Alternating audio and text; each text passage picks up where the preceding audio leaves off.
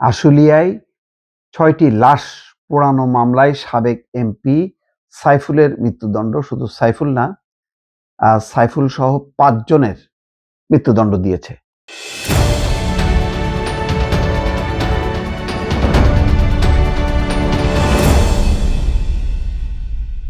জুলাই গণঅভ্যুত্থানে আশুলিয়ায় ৬টি মরদেহ পোড়ানো সহ ৭ জনকে হত্যার ঘটনায় মানবতা বিরোধী অপরাধের মামলায় সাবেক এমপি সাইফুলের মৃত্যুদণ্ড দিয়েছেন আন্তর্জাতিক অপরাধ ট্রাইব্যুনাল।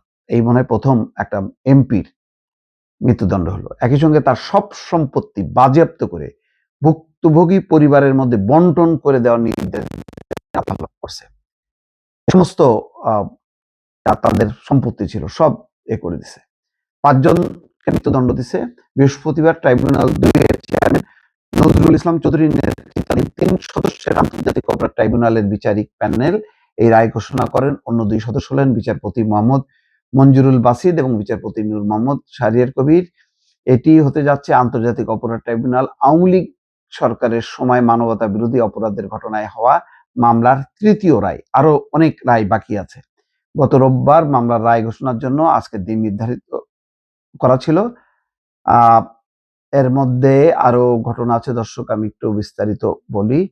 যেটা এসছে ইতিমধ্যে, রাজসাক্ষী জালুলকে ক্ষমা করে দেওয়া হয়েছে।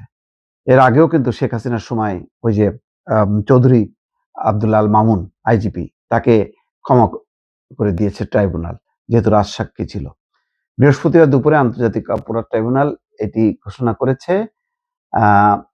এই মামলায় গ্রেপ্তার হয়েছেন ঢাকা জেলার সাবেক অতিরিক্ত সুপার মোহাম্মদ আব্দুল্লাহিল কাফি, ঢাকা জেলা পুলিশের সাবেক অতিরিক্ত পুলিশ সুপার শহীদুল ইসলাম, পরিদর্শক Mohammad Arafat Hossain, SI Abdul Khalek, SI Arafuddin, ASI Kamrul Hasan, Sheikh Afzalul Haque ও কনস্টেবল মুকুল চোকদার। তবে সাবেক এমপি সাইফুল সহ ৮ জন এখনো পলাতক আছে, অধিকাংশই পলাতক।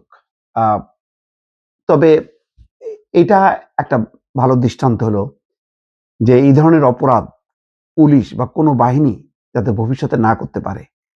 যে একে তো তাদেরকে গুলি করে মারা হয়েছে পাবলিককে, তারপরে আলামত মানে নষ্ট করার জন্য পুরায় ছাই করে ফেলা হয়েছে ভ্যানের পরে তুলে। সেই মর্মান্তিক ভিডিও চিত্র অনেকেই দেখেছেন দূর থেকে।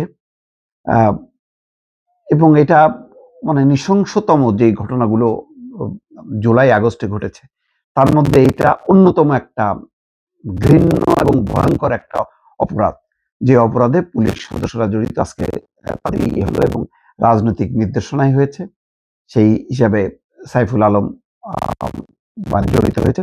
তবে এর মূল দায় দায়িত্ব ওই সংশ্লিষ্ট পুলিশ কর্মকর্তা এবং সদস্যদের। দর্শক।